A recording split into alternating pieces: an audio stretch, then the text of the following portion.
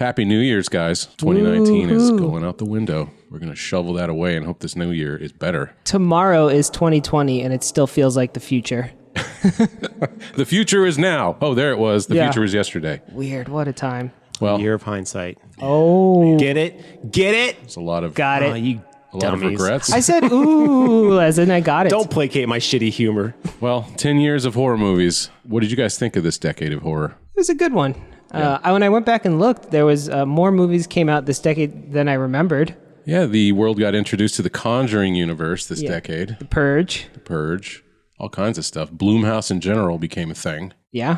What were your favorite three of the decade? Take us home, Garrett. Oh. Take it off. Start Kick it off. You don't take us home like means like finish it out, off. right? Kick it off is what I meant This to is going to say. be the definitive answer, evidently. Guys, it's New Year's Eve. Give me some slack. Okay, well, I'm He's starting off he's hitting the nog early. Yeah, with Puppet Master Littlest Reich. No, I'm just kidding. That's my honorable mention. I forgot that movie came out last year. It's great. But no, so my three are going to be It Part 1 and Part 2. I'm counting those as one, just because it is kind of like you have to have one without the other. The survey says we'll allow it. Okay. Yes. Okay, cool. Halloween 2018, because that shit came in hard and just kind of revitalized the whole, like, you can do remakes right. You can pick up a franchise and reboot them and whatever you need. And plus, solid film, start to finish. And as much as it pains me to say, The Conjuring, because that movie is solid. It's a good movie from start to finish, paced well, edited well, acted well. And to be honest, it really kind of set the bar for all those movies coming out. I mean, even though Insidious was first, I feel like Conjuring just did a little bit better job, even though I like Insidious' story better.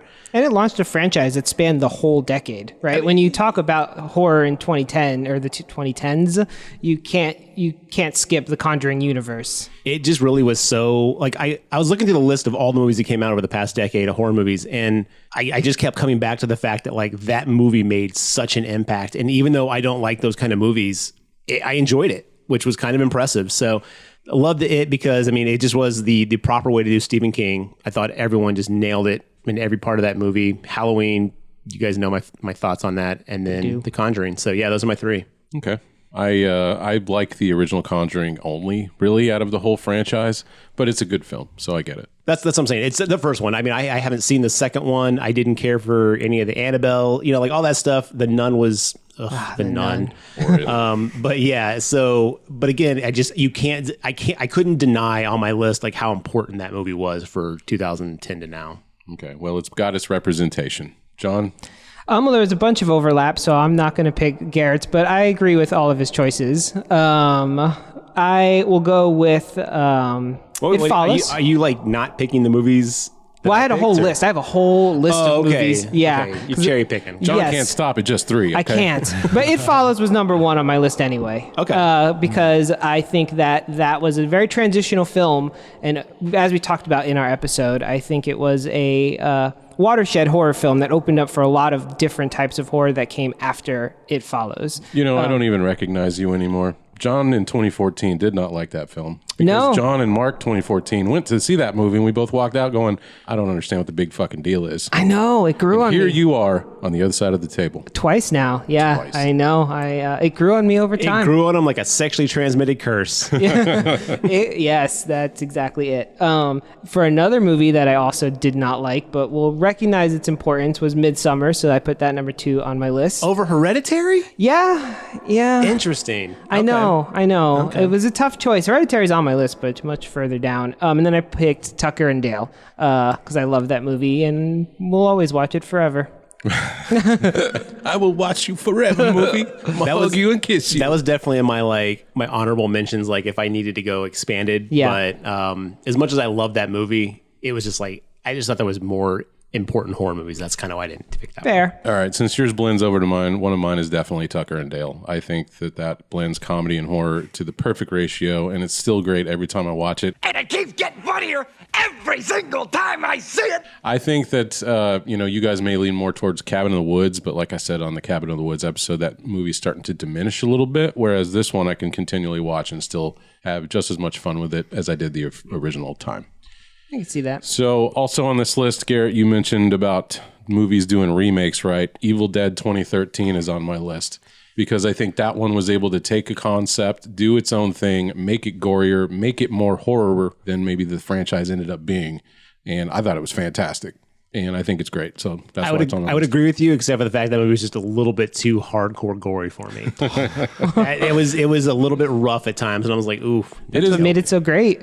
It is definitely a little hardcore for sure. Now, I'll give a few honorable mentions before I go with my top one of the decade. Girl with All the Gifts Oh, fuck. I forgot about that one. proves that you can still have a good and original story with zombies, even so many movies later from when we kicked off from Night of the Living Dead. Retroactively, honorable mentioning that one as well. Good That was call. great. The Last Shift, I think, is a fantastic film showing what you can do with a minimal budget, minimal cast, and just creepy, surroundings. If you haven't seen it yet, please do. It's a great one Yes. about a female cop on her first day at the job at an empty precinct. It's on our list. It's on there. Yeah. We'll get to it. And then The Terrifier gets my last honorable mention. What? Because I had no expectations and I was wowed. And that doesn't happen very often. Of the maybe of the year. decade? But it's an honorable mention. Look, I'm sure there was zero budget to that thing, and it was gory, and the effects were good. You remember when they cut the guy's head off? It looked No. just like the head. Let me tell you, I great. liked The Terrifier. I just don't know that it was in the top 100 of the decade. Well, y'all know me. I came around during that episode to be like, okay, you know what? I don't dislike this movie as much as I thought I did when I watched it. But no offense, the Terrifier crew, not on my decade top 5. I mean, I'm definitely. offended for them. Yeah, Mark's- on their behalf. You know what? Mark's bringing the hot takes. I love it. No, look, I just wanted to give it a spot because, again, I was looking at Mark this. loves a good charity case.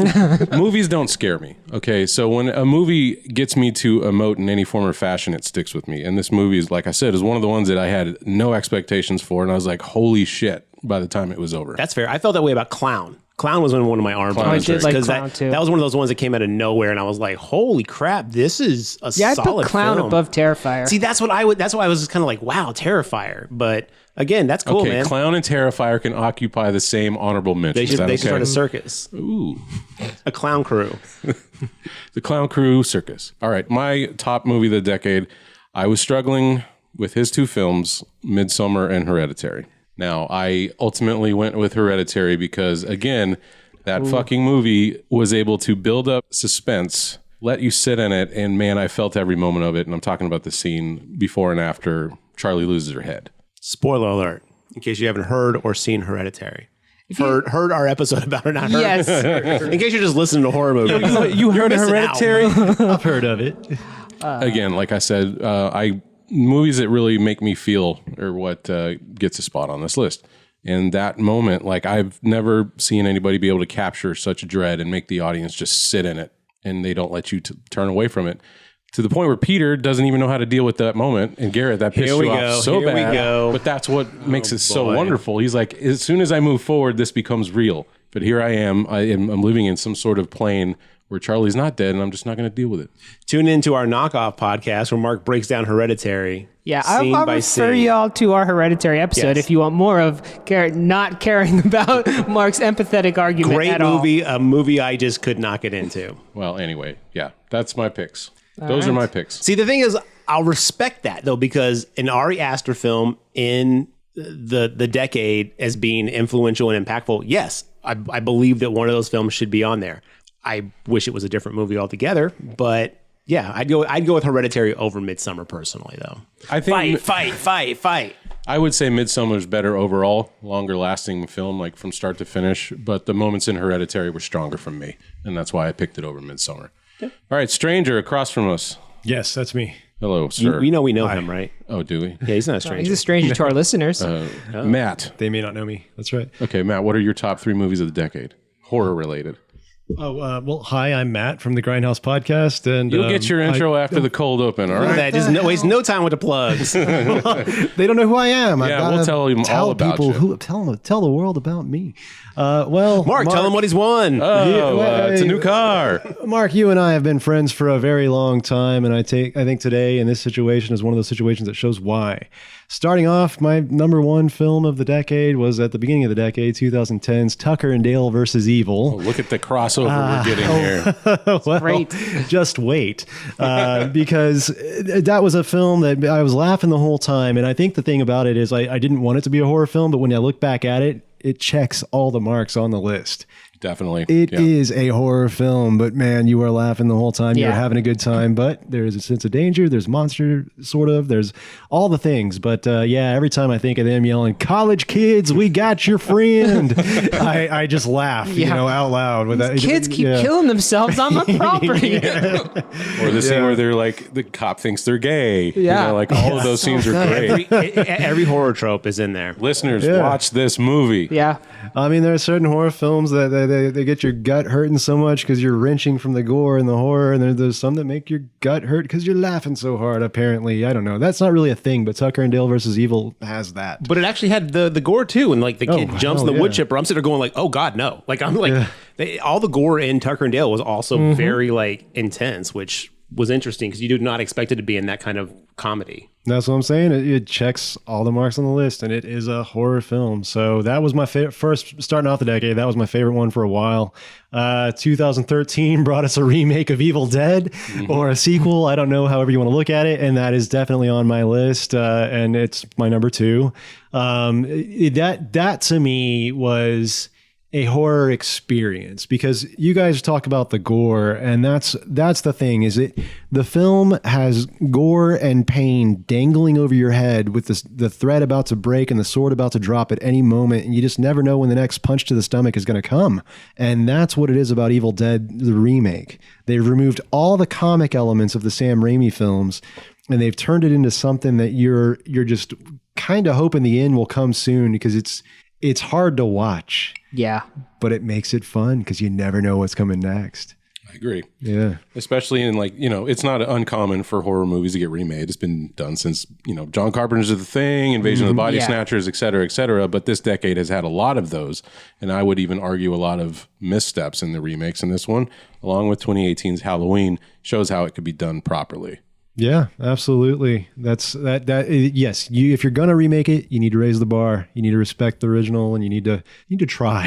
Yes, please try. That is true, actually.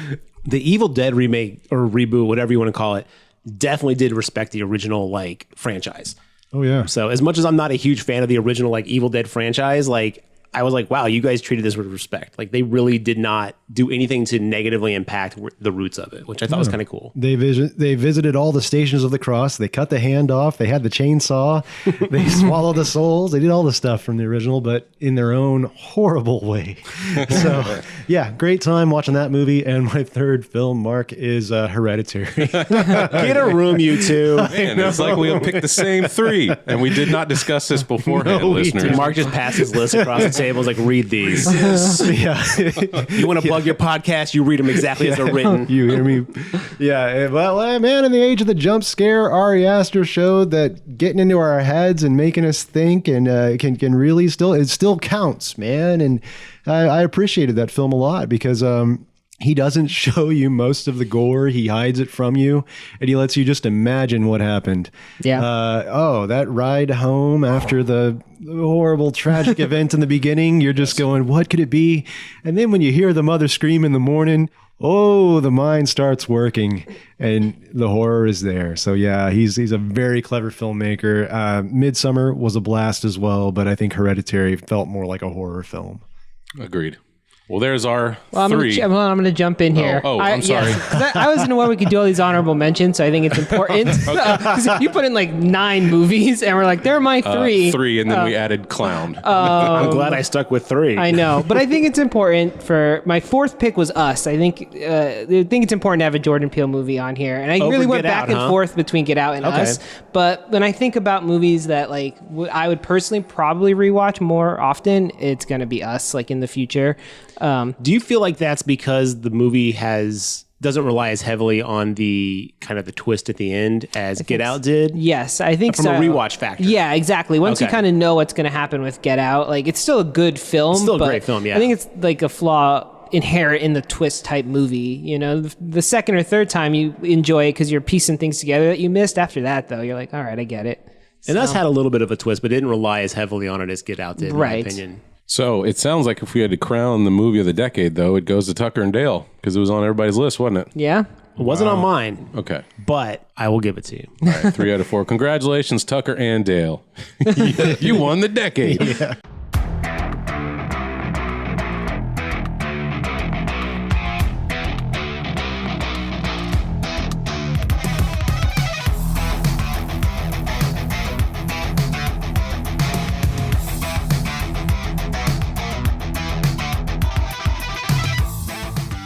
Hey, all you creatures from cyberspace. Thanks for joining us on another episode of the GraveTalk podcast. My name is Mark, again joined with Garrett, John, and special guest from the Grindhouse podcast, Matt. How's it going? Now, Matt, as we are wont to do, anytime we have a guest, you're going to have to take the monster test.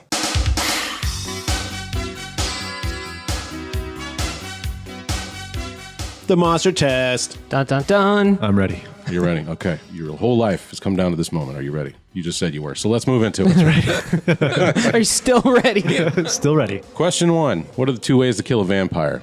Oh, there's more than 2 ways, but Well, give us 2. My favorite ways are a stake in the heart. You pin them right to that damn coffin so they can't get out again. Wooden stake, preferably. And the other one is the good old lock them outside when the sun comes up. Get on outside, you vampire. You just close the dog door and don't let them come back in when that sun comes up. And I want a movie where a vampire tries to get to the doggy door to get out of the sun. Scream style gets stuck. Movie makers, if you're listening, please put that in your movie. duct tape over the envelope slot.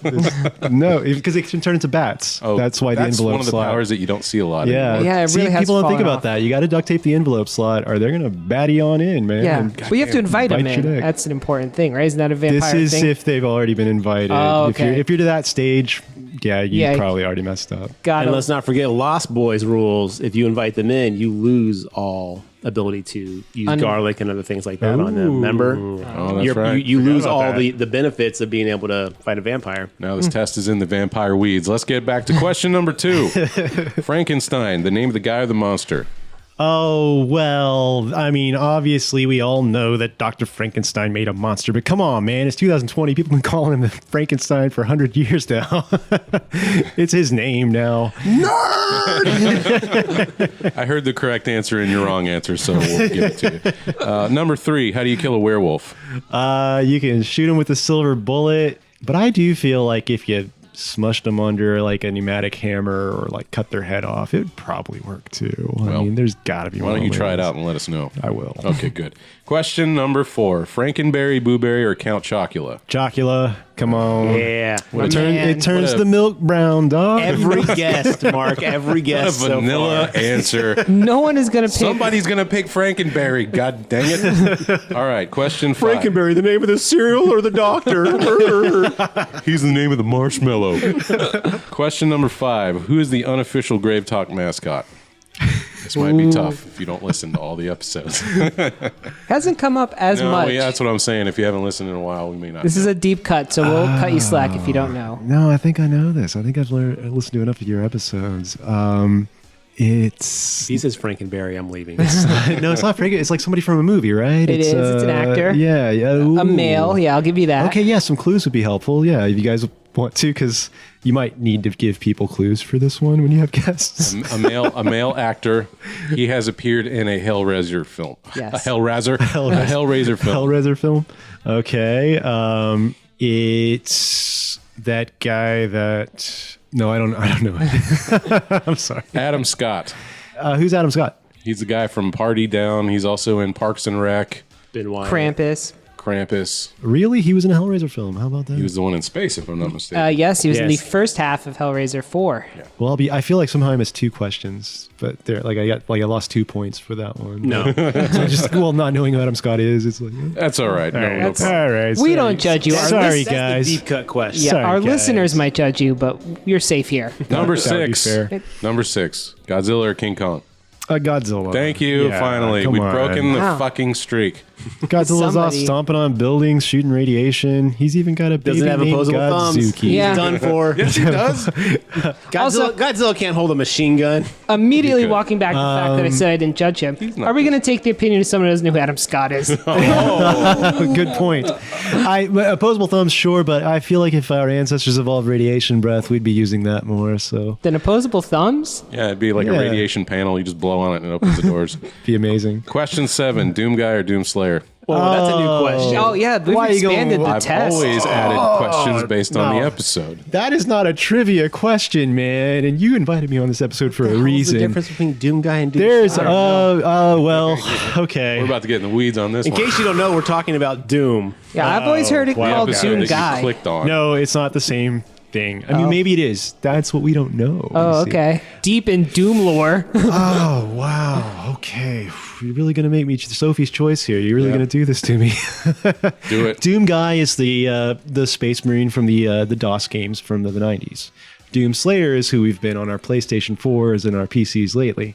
Oh. And the difference is that one gets Argent energy from the demons he kills and can rip their arms off and bat their heads off with their own arms, and the other Classic Doom Slayer. And the other one is just like a really mean guy that likes weapons and hates demons. All right. Fair. And I gotta say Doomslayer, man. Yeah. I know it's like cooler to be the OG thing, but like I've had more fun with Doomslayer. I mean, Look, we evolve. Yeah. I didn't know there was a difference, but now I'm Team Doom. Well, there might not be. Well. That's what we're hoping Doom Eternal will clear up. I don't want to get too nerdy here, but when the video game Doom Eternal comes out, we're all hoping we'll finally find out if it is the same guy. What if they merge into I think one? it is. Well, I think they're the same guy. Ultra Doom. Yeah, Ooh. I have theories. I'm sure you don't have time, but I have theories.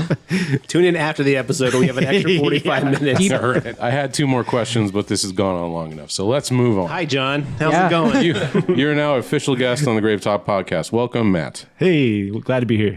Now, I asked you here today because we're talking about a movie that deals with a franchise that I think if you tallied up all the percentage of Doom fandom in Austin, 67% of it is in this room right now. Amongst two guys. Doom is worldwide, brother. No way. I agree with that. Everybody loves Doom. What, Doom you is one of crazy? the more mainstream video games. So like I said, there's only 2 fans of it in Austin, and we're here right here today to talk about this. No, I'm kidding. Anyway, no, you've loved the franchise for as long as I've known you. You've made Doom belt buckles that you sell in your Etsy store, and right. you dressed up as Doom the video game for Halloween one year. That's true. Why don't you describe that costume? I have a computer monitor that I wear on my head, and the video game environment surrounds me. And it's kind of hard to describe, but when you put the monitor on your head, there's some horns inside that are just in the right position, so you become one of the lost souls, and a super shotgun is blasting you in the face. Right on. So you're inside the computer screen, and the keyboard and mouse are like on the outside of you. Is that correct? Yes. You're looking into the computer. Right. Like I mean, basically, you know those In the computer? The right, file? like those skulls that fly around in the game. You're basically one of those, but you're actually in the computer game. I've seen this costume. I can actually say this is sick as hell. It's really, really well done. Thank you. It was very good. So that's why you're here today. You are part of the Grindhouse podcast. You want to tell us a little bit about that before we get going? Yeah, we're a show not too much unlike your own, but we look at movies and TV, cinema, art, and stuff. But we kind of like usually review newer films, so we don't want to spoil them for our audience. But we like to talk about the things that the themes surrounding the films and how they reflect on us and our society. And that sounds pretty stuffy, but we try to keep it kind of silly and fun as much as we can. And we do a lot of top 10 lists where we recommend films. So it's kind of a fun place to go to if you're interested in seeing a film, but you want to know what it might be about, but not have it spoiled. And then also if you're just looking for some recommendations for kind of films you might not have seen or heard of. Very cool. You can find your podcast on Spotify, iTunes, all the normal places. All the normal places, my man. Grindhouse podcast. Haus. Like house. Yeah. House. Like a German thing, I guess. That was what that would Like be. German house music.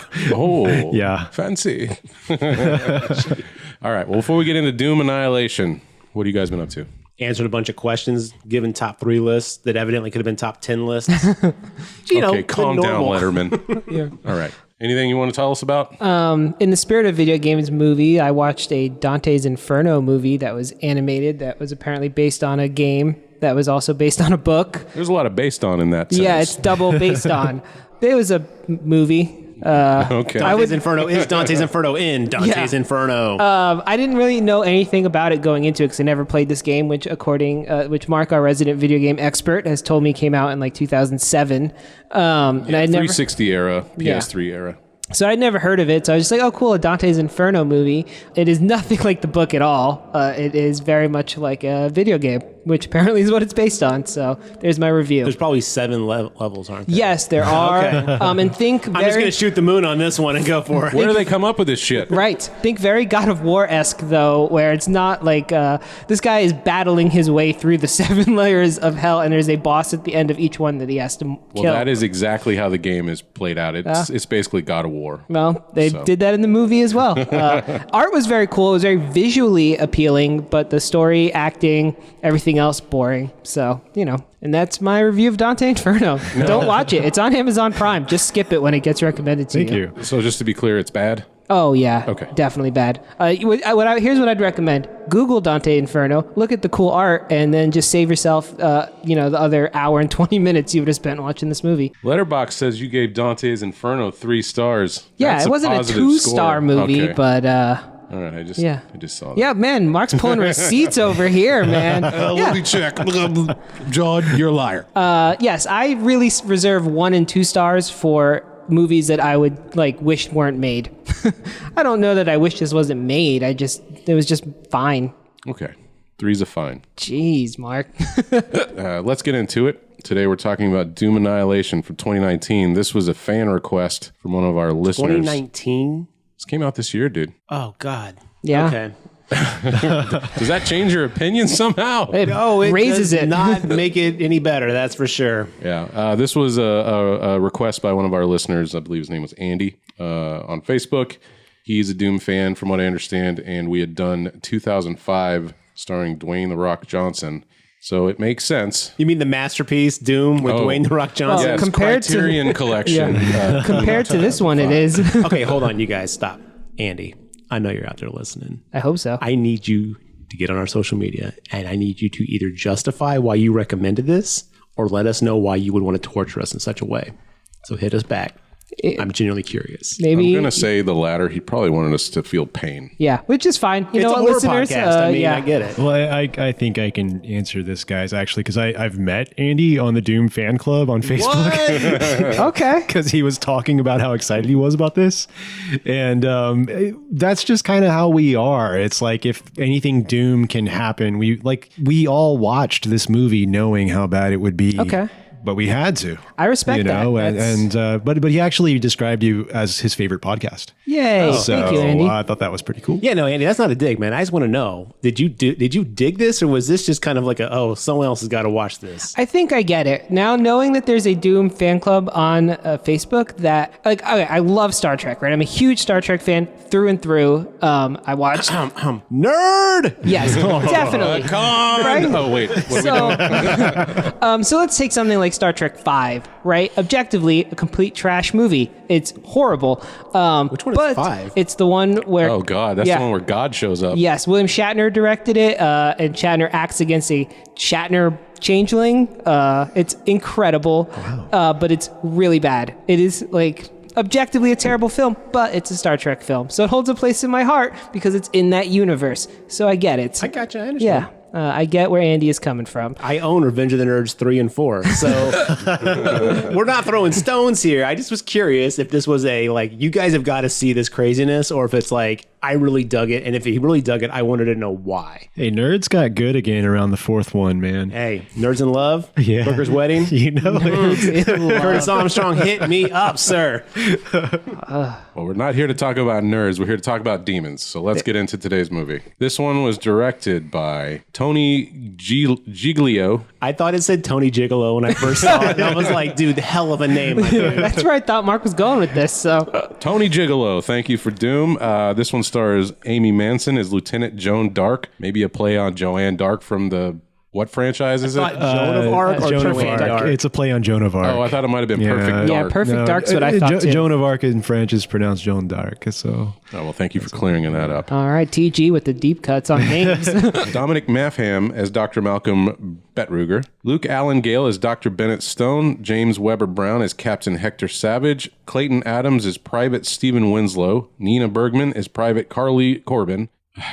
Do we even need to read And these soldiers. names? You Yeah. guys want to know a little tidbit there about may be this? some Nina Bergman fans out there. Yeah. I picked up the Joan of Arc thing as the name, and so I paused the credits. None of the credits list their first names. It just says Weber, Savage. There's no first names at all because there's some play on names in this movie, some heavy ones that are related to video games and other things. Yeah, some Easter and eggs. was it Dr. Blazkowicz loses his key, and I was like, oh, there's a Wolfenstein reference for you. Yeah.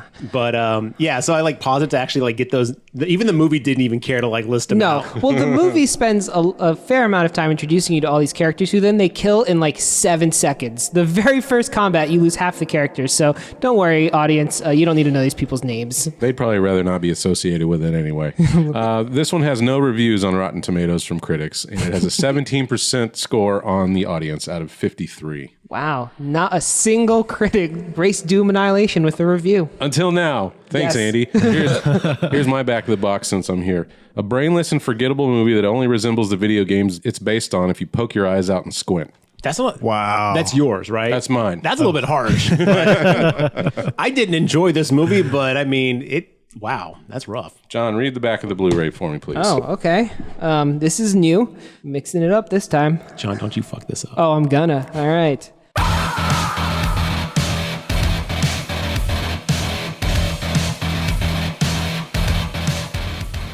Based on the popular original video game, Doom Annihilation is an explosive, terrifying thrill ride. On the darkest moon of Mars, scientists have found an ancient portal which allows teleportation throughout the universe. Considered to be mankind's greatest discovery, it's actually a gateway from hell, unleashing a swarm of demons looking to steal the souls of everyone who gets in their way. It's up to Lieutenant Joan Dark and an elite unit of Marines to destroy an ever-growing horde of blood-sucking and soul-stealing beasts and prevent them from taking over planet Earth. Boo.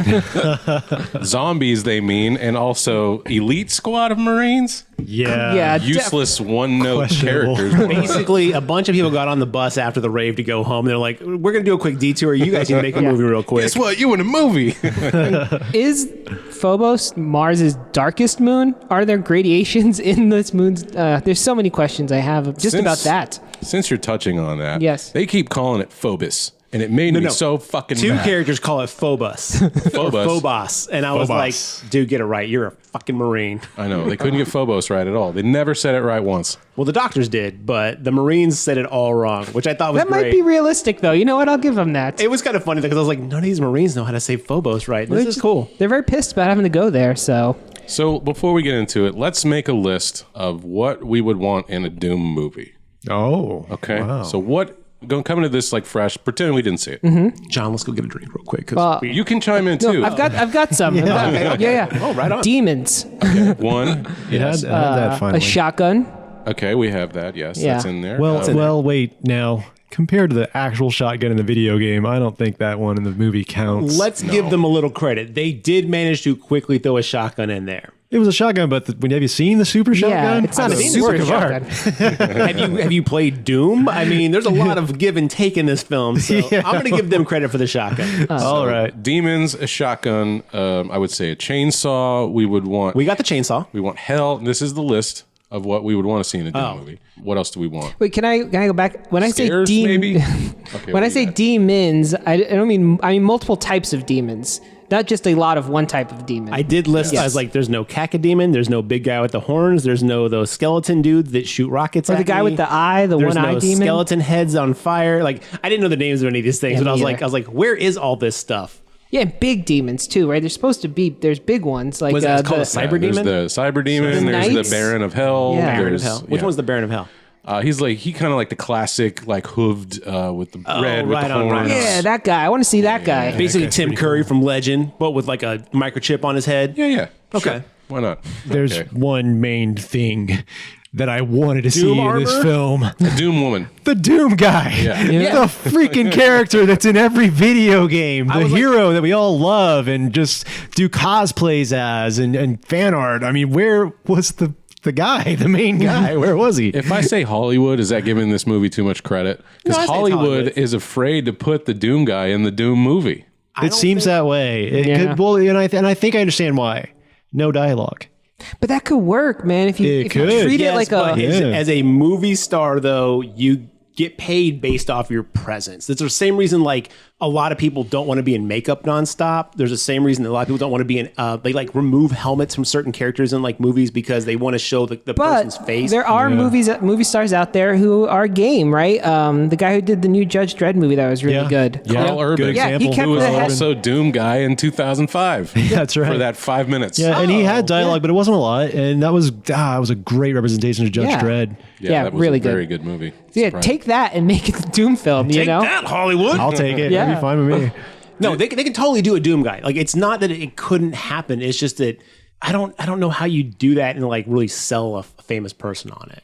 We don't need. I personally don't need a famous person to play Doom guy. It could be Johnny off the street, right? Or the Doom guy. Yeah, maybe you don't see his face. You just need a big guy. You should be like a football player, or bodybuilder, and then have the people. biggest hoax in Hollywood and Yeah. just have someone play the role and be like, like Marlon Brando is Doom guy and he never is in that movie. But people around him guys, act. I would even be okay with the gender swap thing. That's not a big deal to Well, me. that's what I thought was gonna happen. Yeah, thought they I were gonna was put ready Homegirl for in the Doom armor, and I was like, let's do this. I kept waiting for it. At some point, Joan Dark is going to undergo some kind of mind-altering event and I'm going to see it, and it's going to be clear to me that we got our Slayer, Some we kind got of but that's doomification. my Doom guy, but it's Joan Dark. That's my Doom. yeah, but that did not happen for me.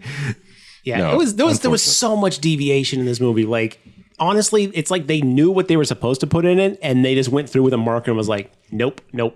Yeah, it'd be easier to just explain what was like the video game than what wasn't like the video game. cards. I'll tell you, right now, I'll tell you exactly what was in here. We had, as Garrett mentioned, key cards of all three colors, yellow, red, and blue. Yep, We had health stations. that's right. They did a health station. They had HUDs on their visors. Yeah. And what else do we have? Explosive we had barrels. Explosive barrels, that's correct. We had a chainsaw. We had the UAC. The UAC, which is the organization that's always causing trouble. As far as weapons, chain gun, BFG, shotgun, They had the chain pistol. gun. I didn't see the chain gun. Remember the guy that had that required yes, that he that's right, shouted that's every right. time he pulled the trigger? Yeah. He had the chain gun. Get some! Yeah. I was like, all right, calm down, buddy. If I'm not mistaken, he shouted, "I'm the Ultra Nightmare." He did. I was like, Oh, you did fucking he really? asshole. Yes. That's one of the difficulties in Doom. And then he dies right away. This is the thing is like they knew enough to put all these little Easter eggs in this movie, but it's like, at what point did you think it was okay to do it the way you did it? Yeah, and the BFG was really lame. was the Really weakest. lame. Oh, Yeah. you mean the thing that she was holding with one hand up and just had her hand laying on top of it? It's supposed to be like as big as her. I was like, this thing would be heavy. Yeah, Like show that it has any kind of weight. Instead, it looked like a plastic toy. Well, that now, in all fairness, it was the future. They may have lighter materials Sure, that right. they've developed. true. It is the big fucking gun, not the heavy fucking gun. What was the real name they called it? They just said BFG. BFG 9000. Yeah. Okay, but then she say it stands for blah blah blah blah, but we just call it the big. No, fucking they just gun. said it's the BFG 9000, but no Marine calls it that. And then the other Okay, guy, got it, what do yeah. Marines call it? And he's like, big fucking gun. And the writers really failed Joan Dark here because that is supposed to be a weapon of mass destruction. Yes. You fire that thing and it kills everything in the room. It was just a plasma gun. yeah, it was plasma literally gun. just a one-shot kill instead of, I'm going to wipe this room out. Well, the first time she used it, we're going to start jumping around, I can tell. But like the first time she used it, there's two zombies and a whatever demon imp, if you want to call it, Yeah, standing it's there. like I thought maybe those were an the imp, imps. yeah.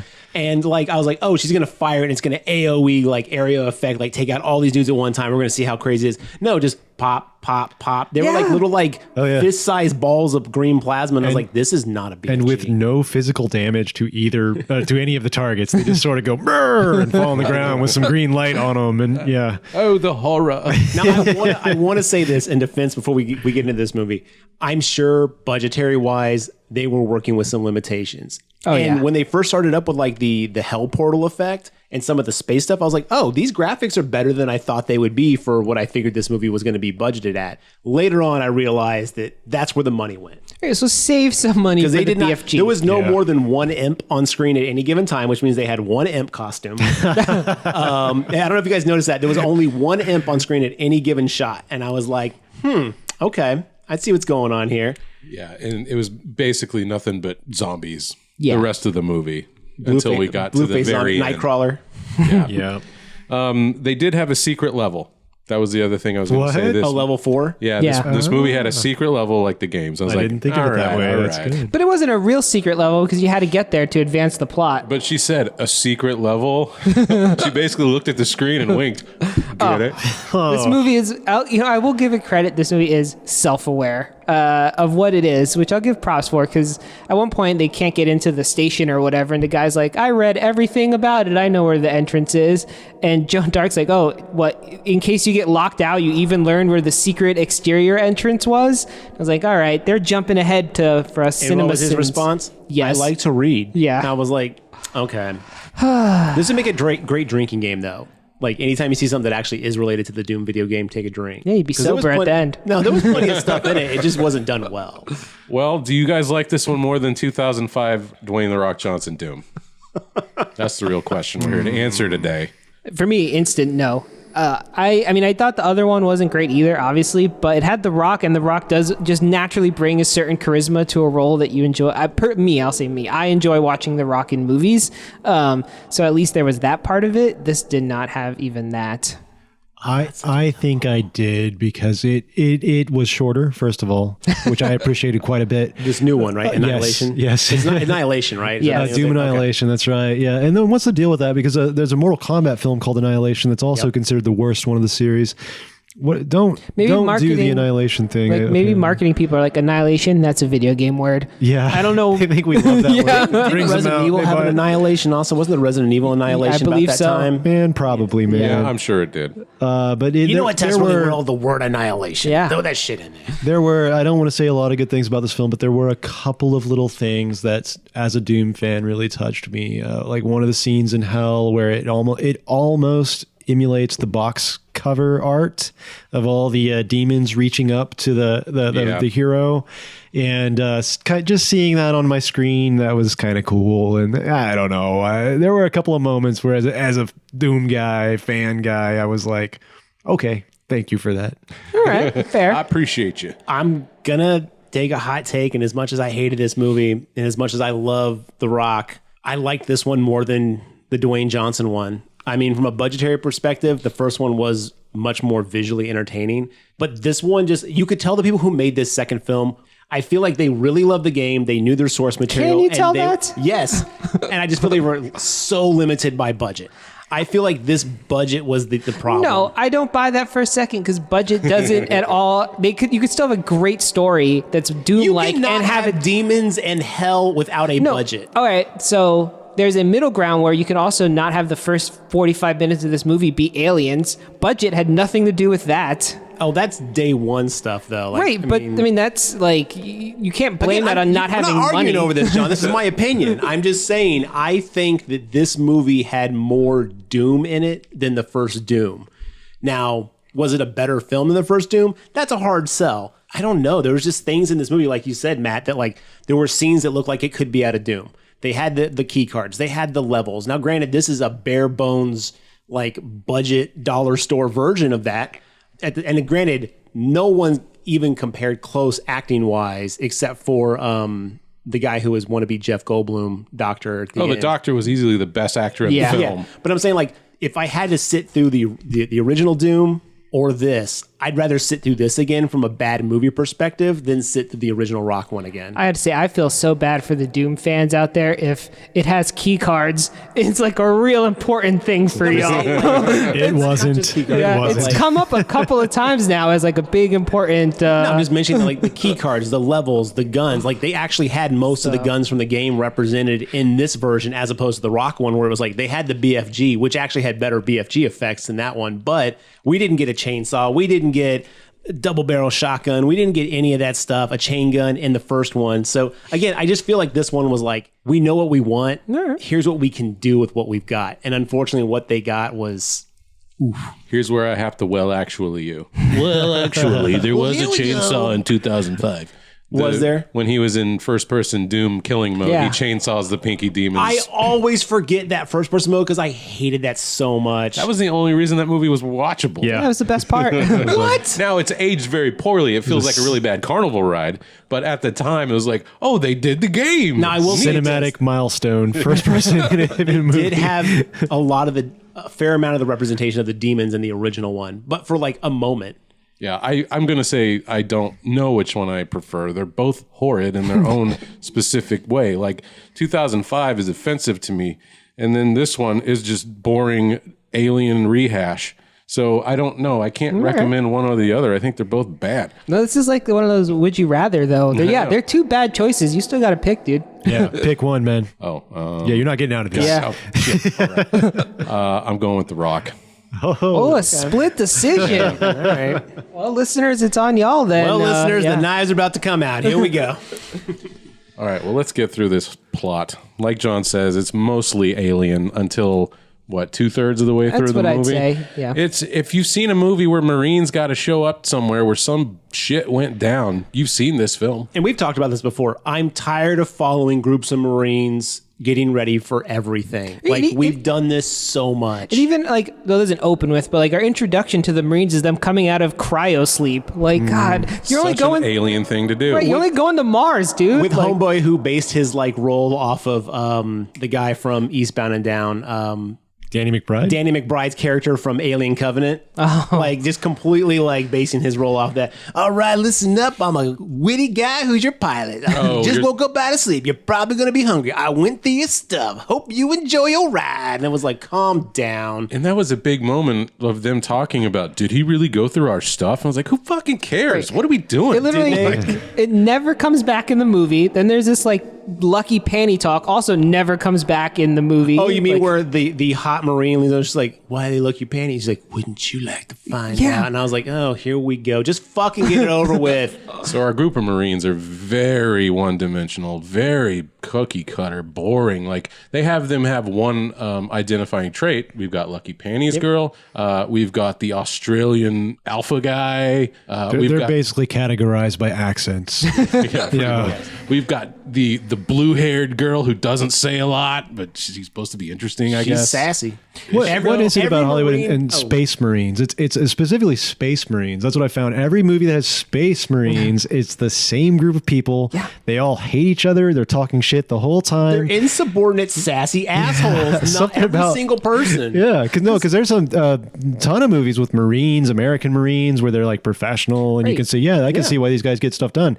But if you're Space Marines, you're going to be talking shit. No one has had a new Space Marine idea in Hollywood since 1986. Like, Is that when Aliens came out? Yeah. I'm about to say, hot take, these people are no better than the characters from Aliens. Oh, they're worse. They're arguably worse. Yeah, they're like 10% James of that. Cameron Aliens is basically the template for these movies, like you're saying, Matt. But at least those characters were interesting, right? But it's like, you guys got sent out here because you're a bunch of jokers, you know? So there's kind of a reason for them to be like, what are we doing out here? You know, that kind of shit. Yeah, Alien explained why they're all shitty. This movie didn't. This movie had us expect that they're like the elite group of Space Marines, but you can obviously see when you watch the movie, like, these guys are really bad at their job. They're terrible at their job. They scream and run away at times. If you look when they're firing, they just turn like towards other people. It's like without even like calling their positions, no formation. It's like you would mow down your own people like the way you're firing. they It's don't like, secure rooms or hallways. They just line no, up no. single file There and is die. not one scene where they go clear. For like 40 times in a row. I was like, we get it. It's clear. Every time they come across one of those possessed zombie people, they actually, if you watch closely, they actually like move the barrel of the gun away from the guy to react. It's they all have this fear reaction. Safety first, baby. Safety. Yeah, and I feel like if I was walking around with a rifle in a place where I knew zombies were, my fear reaction would just be this trigger pulling, screaming and shooting directly at the danger. Agreed. But they kind of have this jerk away first. And Also, then if you're an die. elite group of Space Marines, you should control your fear reaction. Right? If you're just a Joe civilian, right? Like, that makes sense. But Yeah, the movie does not give us any confidence in this team whatsoever from start to finish. If it's all four of us in this situation, I'll be like, guys, good rule of thumb, don't jump in front of me because I'm going to fire because I know there's zombies here. dude, look, that as we'll get to, but that scientist whose whole job is to just jump out of corners and go, wait. The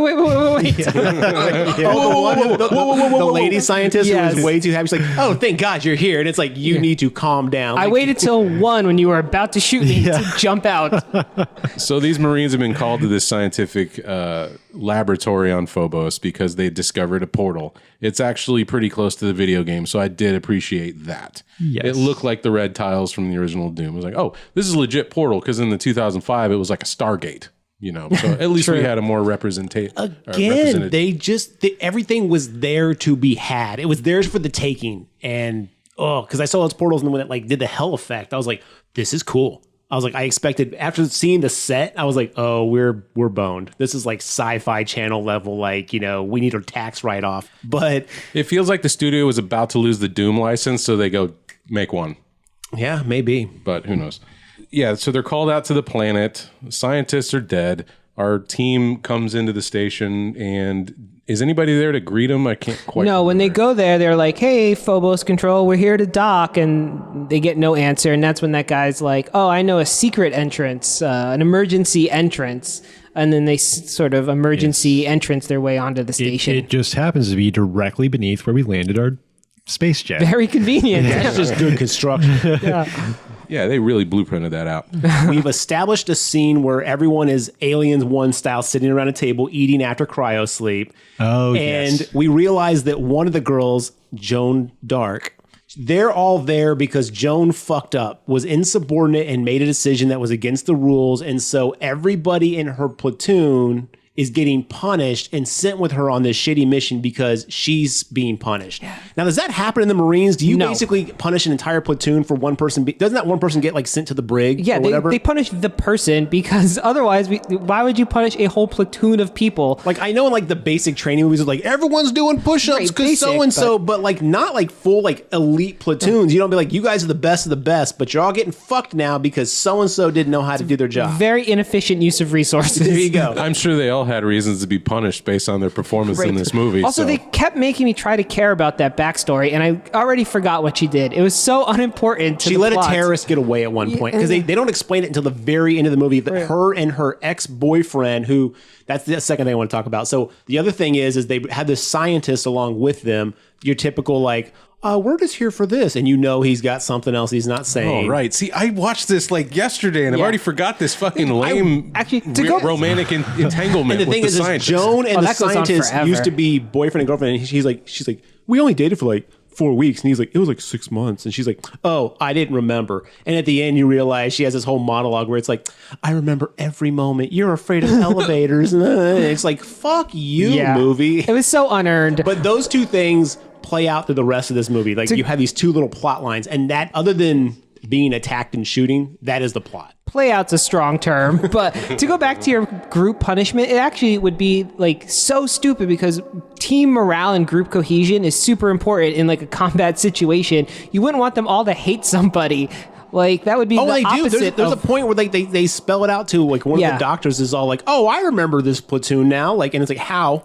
First off, and then number two, You mean exposition dump while we're waiting for the teleporter to fire up? Dr. That was dumb Exposition. as shit. I was like, wait a minit. Oh, yes. Now all of a sudden I remember who you are. You fucked up. You let that terrorist go. It's like, oh, God. And he's like, blue-haired Marine, you said she should be court-martialed. Australian Marine, you said that she should be put in the brig. Isn't that right? Like trying to basically sow discord. I between assumed the that was group. like demon knowledge, to be honest. I didn't imagine. That's like the only way I could wrap my head canon was like, oh, okay, he's like sowing discord amongst the group. Her whole trial was on DNN, the Demon Network. News network, yeah. So they got it in hell. That's how they know. So So yes, they go into the place. Well, they're out of the cryosleep and they're around the dinner table in the spaceship, and this is the point where they have to show us how future it is. So one guy's playing a VR game that came out 2 years ago, but instead of holding VR controllers, he's holding like a knockoff Android phone, and then like another guy's got like some kind of Android tablet that he's touching stuff on, and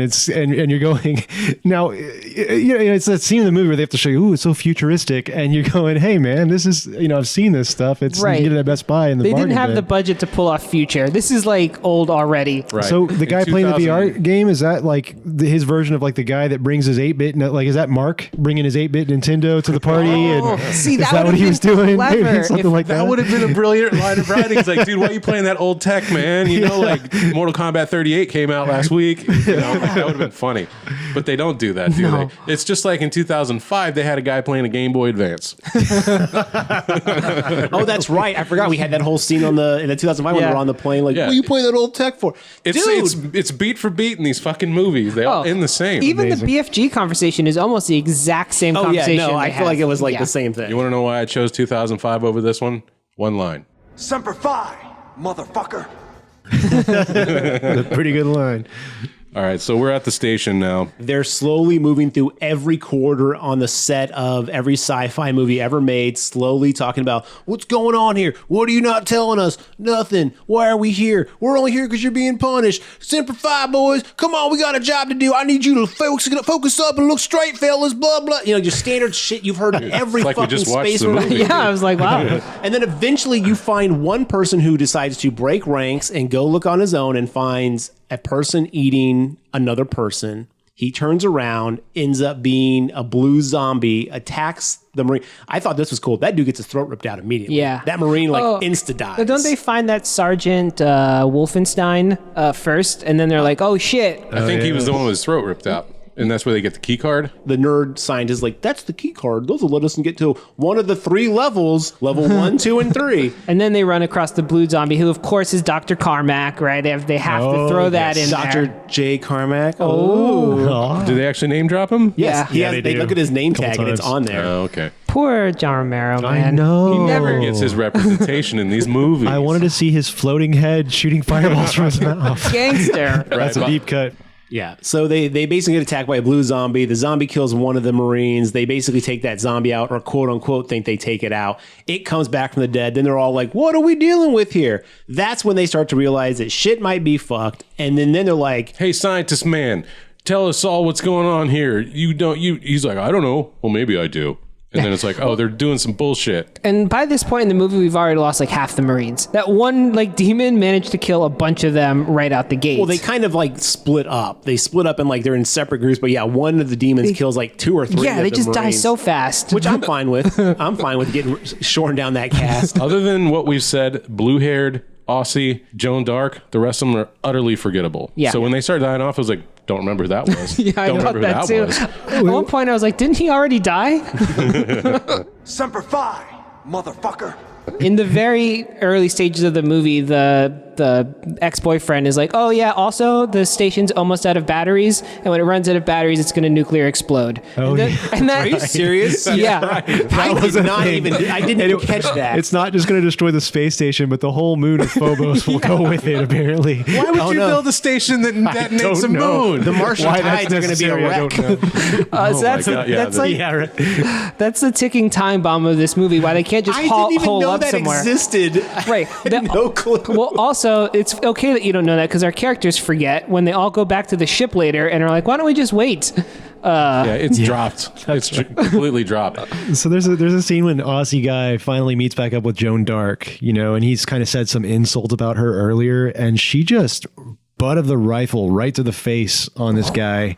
Yeah, I guess breaks his cheekbone, It doesn't say I deserve that. Yeah, and and he's like, I deserve that. And I'm dude, going, you're in combat. Yeah. Right. Yeah, it's like, yeah, he said some insult about you earlier, but then you discovered that demon-possessed zombie people is a thing, and you fought 20 of them, and you're still mad about the little cut that he made, If I'm not mistaken, what I believed happened is when they split up in the groups, like you said, they were together, and that dude yells, I'm too young to die, and runs the fuck off and left her That's alone. right. That's So right. when they I wish- finally met up again, she butts him in the head, and he's like, I totally deserve that. And she's like, yeah, come on, you left me to die, Totally fair. I understand her reaction, but do you want to the Don't guy has to injure the have people who's combat gonna help you. efficiency. Yeah. Now you just have another walking wounded you have to take care of. Like, blind in one eye, spitting out teeth, and he's just kind of trying to keep it together. Fair point. I got you. Just like, bro. Thanks, now I'm concussed. And earlier, as they're doing the search in the facility, they come across a wall that has like blood runes written on it, and they're like, "What is this?" And then the scientist guy goes like,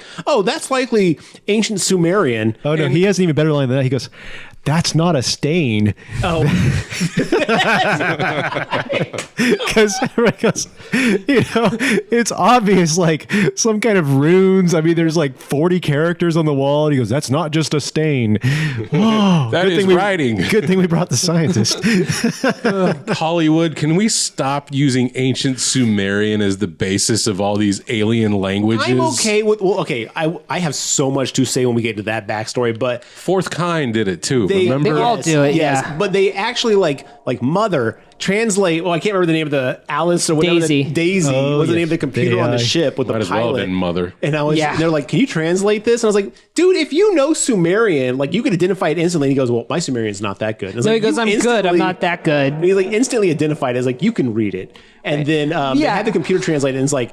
It's some horrible foreboding thing that the computer translates. It's like, we're evil. We're here to kill you. Fuck humanity. We're coming to take you over. And then it goes, I can't make out the rest. And I'm like, it's written just as clear at the bottom as the top. It was like, you're choosing not to say something. So at yes. some point, the computer becomes possessed, right? Is this the moment that like the computer read the No, it's a spell little bit. or It's a little bit something? later when the pilot's like, "Oh, well, we can't communicate with the people inside. I'm going to launch into orbit and then get better communication array but with she's them." already evil then. But that's the thing is, she's like, "I can't let you do that, Right, pilot." but I can't remember It's that dude's actually name. a little bit before. If you pay attention, there's a part where they're using their maps to try to navigate. It reroutes them. And he has a little brief reboot, and when it comes back up, the map is different.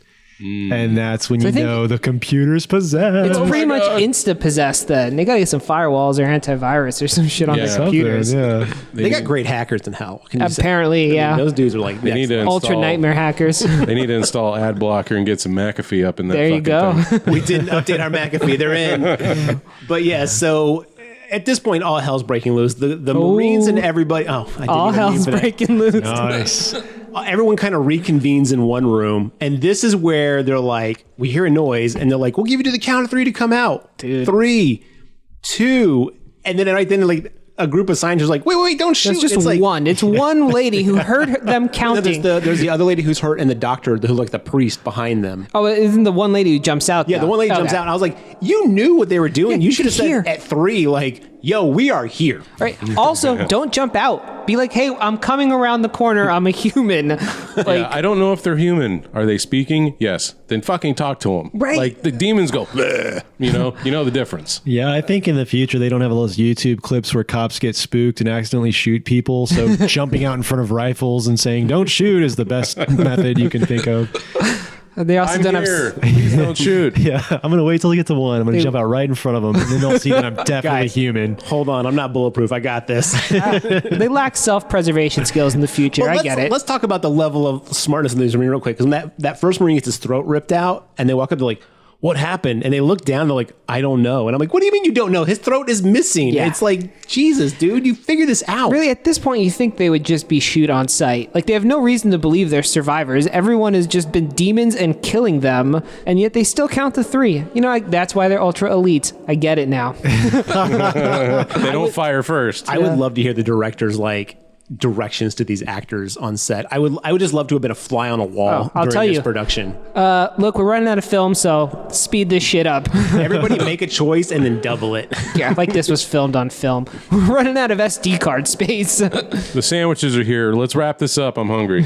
I want to say about the set design. You know, it's mostly just generic science walls and like corridors and factory rooms. Very sparse. But there was one cool scene set piece that I liked. Was there was like this yellow glowing hallway with like these light up yellow lights, and I was like, that kind of looks like the video game a little more than the rest of this. That was like the only time I thought that set design was worth anything. I did like, I mean, near the end where they get to hell, I guess, or a different planet. I don't know what it's supposed to be, but I thought that design was good. Well, we saved the priest just now, and he tells us this is definitely demons. This is definitely hell, in case you were wondering. Oh, okay. This isn't Yeah. mutants like in 2005's. And back to your point, Mark, this movie is lit very well. Like for like this like sparse of area, like the way that agree. the lighting and stuff like that, everything's visible, everything has depth, even though it's so bare bones. Like these sets are bare.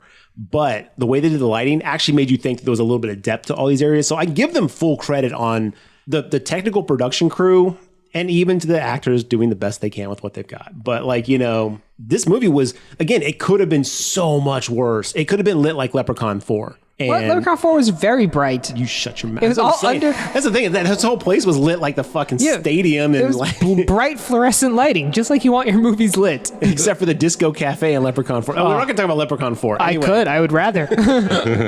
So our Space Marines are getting picked off one by one. We get our captain. He gets to have his moment with the super shotgun, which is so super. What did you think of this? Whoa, I was furious because I mean, if there was one at this point, you hate every single character in this film except for the captain. he's okay. Yeah. He's He was good at okay. acting. He's like, and in fact, I watched this film with my fiance, and she had this really good point of like one little plot element. They could have just had a little dialogue change that would have explained everything. They're not an elite group of Marines, and Joan Dark is not the one that disobeyed the order. The captain is, and that's why he's here on Phobos with all these shitty Marines.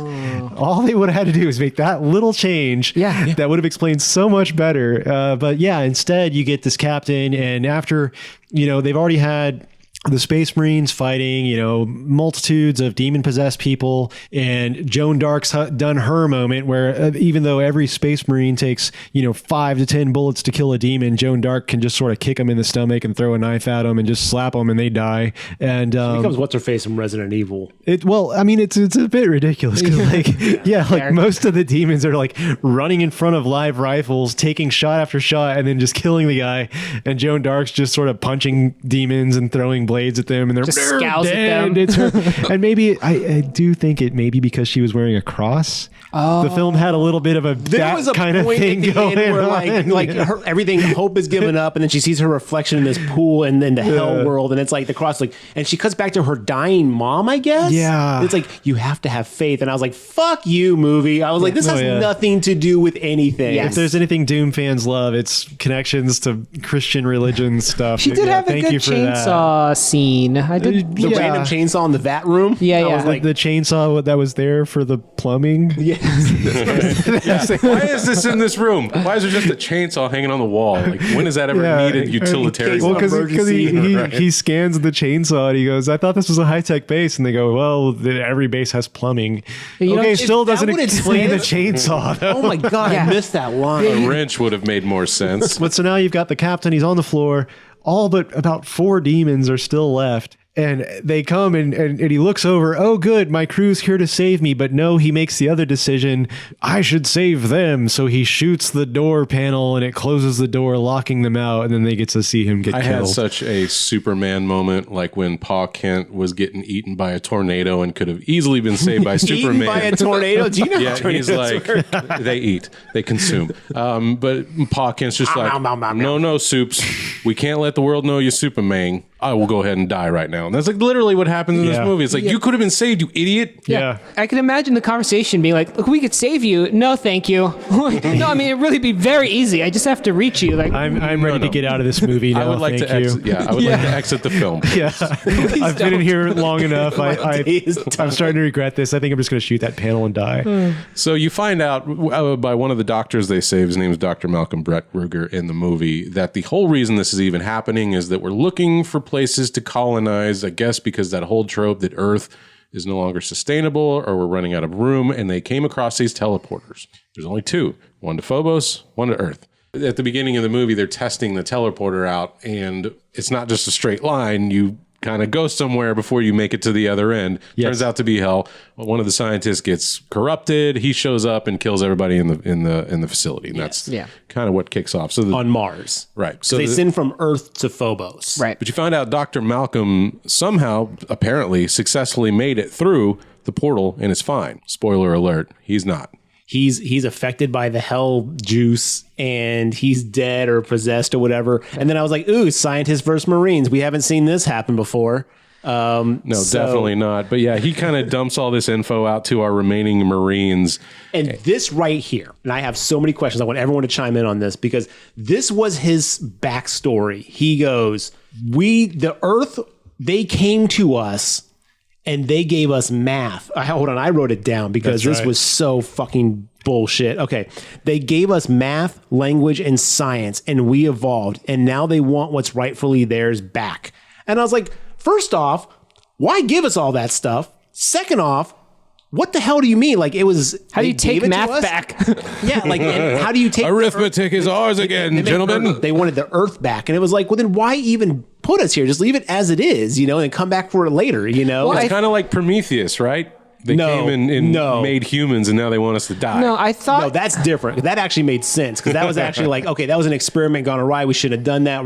This group wanted to wipe it out. This group didn't because it was like military versus science. Anyway, maybe they passed information, but they needed us to build the portal. Didn't they say that? Like, no, the portals existed though. We uncovered the portals. We didn't create these portals. but when she ends up in Hellverse, don't they say like, oh, we've been wanting to take over for 3,000 years. We just needed somebody to do something with the portals. The doctor even explains that the portals were in just the right place, that when we had the technology to get to Phobos, we would discover it and have the technology all ready to activate the portal. But if you gave us math, science, and language and like let us evolve to this point, you were already there. Why didn't you just fucking make these portals work? Here's the thing, too. Who gave us math and science? Demons. That's the other lesson of this film.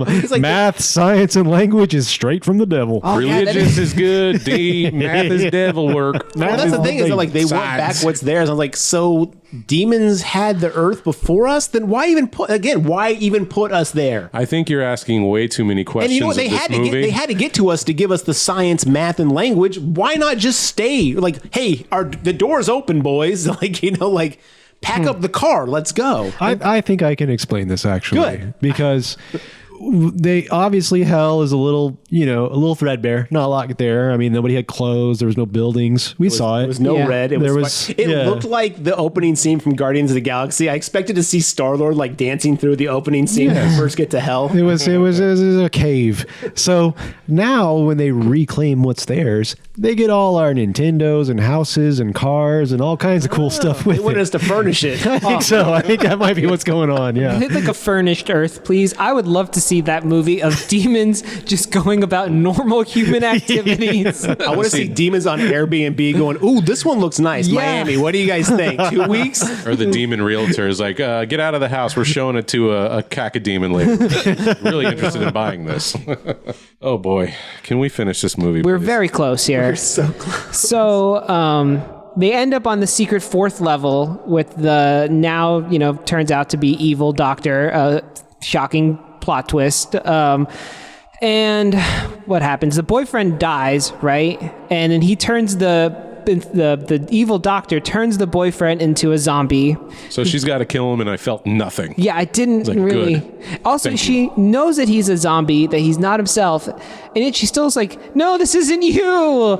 Like, just kill him. He's already dead. You saw him die. Like, it's fine." You've seen 20 of these things today. It's obviously not him anymore. You're not going to talk Only him out one of at a time, but yes. But every movie's got to have that moment, right? When the two characters that are involved have to, you please wake up, snap out of it. The good ones don't. Yeah. You're not talking him out of being a demon. You're all right? already broken up. You've been broken up for a long time, years at this point. And the thing is like, let it go. Right. But ultimately she does kill him. And then she fights the doctor and she shoots him. And then he's like, what's he dead, cannot die. And That was actually a cool effect though, where the possessed doctor opens up his shirt and he's got this like gaping like Staph infection thing in his chest. Yeah. Vagina chest. and then she gets force pushed through when did he become a Jedi? He's a Sith for sure. But he gets force pushed through a portal into hell.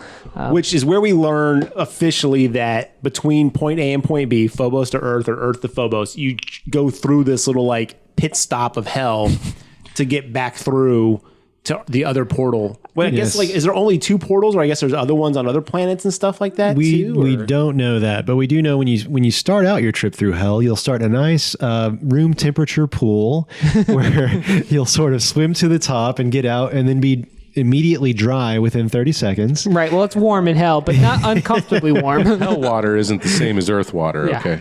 It seemed to be pretty nice water, actually, good water. according to this film. Super clear. Yeah. So you'll get out of a lovely little, spring-fed pool. A lot of pool men. And then you'll walk through hell where a demon version of a Bond villain will form and explain his whole evil plot to you. Do you think she understood a word he was saying? No. Because it was all text on the screen, right?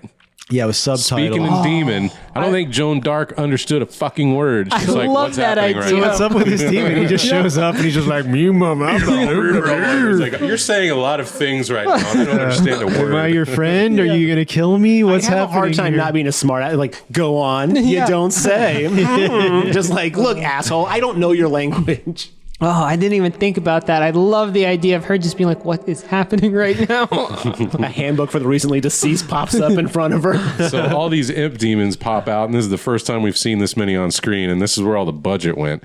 And she like super jumps over this fucking chasm, and she's like running for the teleporter in slow-mo. She's all out of... She shoots the she- exposition demon with the BFG, and then it's out of juice after that. Right, which... if it was the video game, the whole room would be empty, and she just nicely walked to the teleporter, and that'd be the end of it. But that's not how this gun works. She's got a potato gun. She goes through the teleporter, and she ends up at the other science lab. But she left something before she went through. She dropped a you're right. little plasma grenade to make sure all the thousands Imps, of demon imps couldn't follow her, I guess. And so I thought those were reload canisters for the BFG, and when she first pulled like 2 of them off and chunked them, I was like, when did she get grenades? And I was like, oh, wait, that makes sense. they do armory. explain them earlier in the film. Yeah, there was a but, whole scenes like BFG and plasma grenades. But we at this point we need something to allow her to go to the portal and talk to the doctors for 5 minutes, or the scientists on the other side. She has to talk to them for about 5 minutes. Back on Earth. So she throws a couple plasma grenades. That'll buy her time for a little more plot extending conversation when she gets to the other side before the demons. And they're like, "What? Who are you? Where's Dr. Malbrook or whatever the fuck his name is?" And they're like, "He's dead." Oh, well, go ahead and something's coming through. And she's like, lock it down, God damn it. And it's like, well, your plasma grenades didn't work, clearly. Well, no, they slowed him down, right? That's why they weren't right behind her. Yes, They delayed that's her what a I'm couple saying. moments. She threw a couple of grenades because she knew she was going to want to chat with the people on the other side. Gotcha. Right. And right. these scientists are some of the stupidest people in the movie.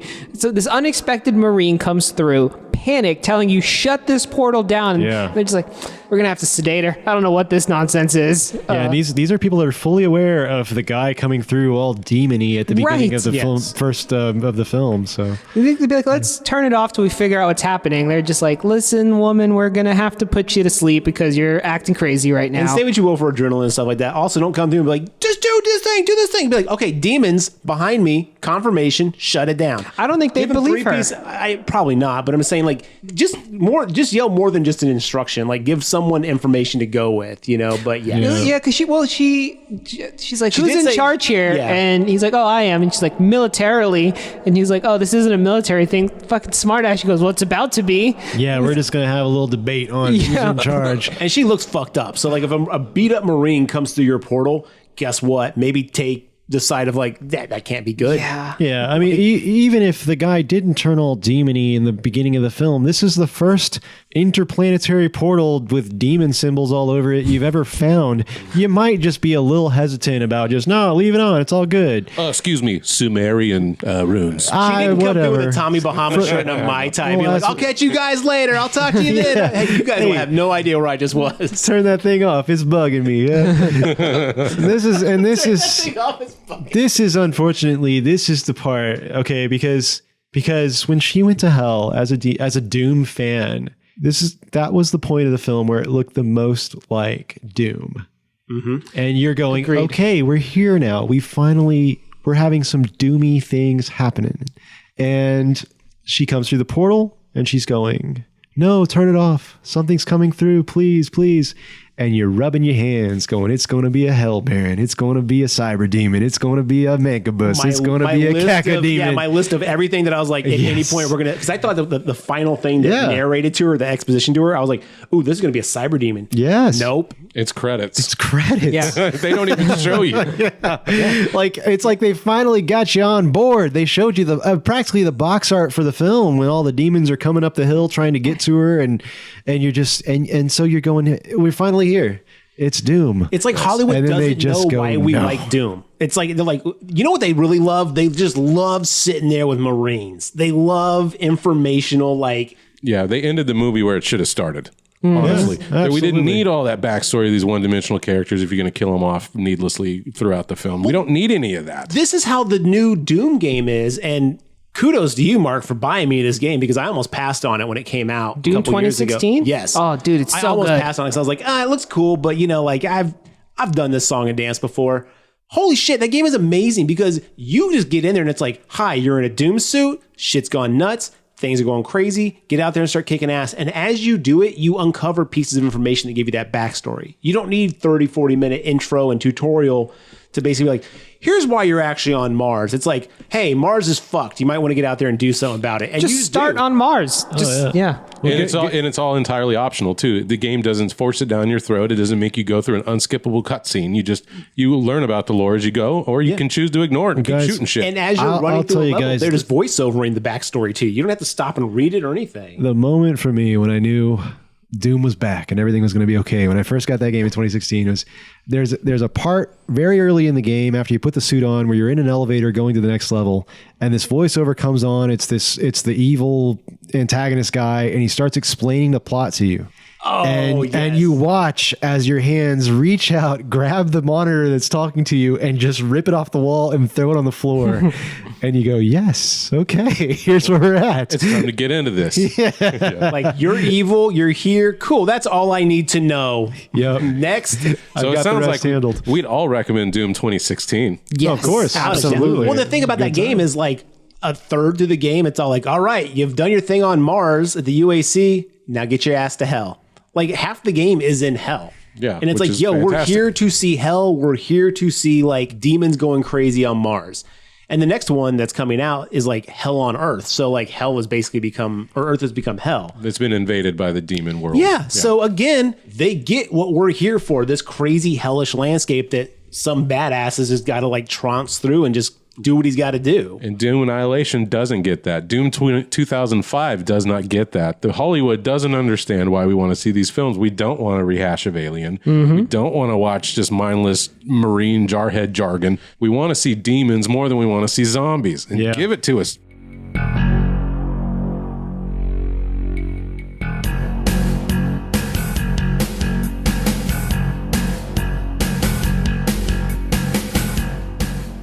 Should we be trying to make video game based movies? It can happen. I would say the closest thing I've had to the feeling of Doom in a film in recent years is Double Mandy. Dragon. No, Mandy. Oh.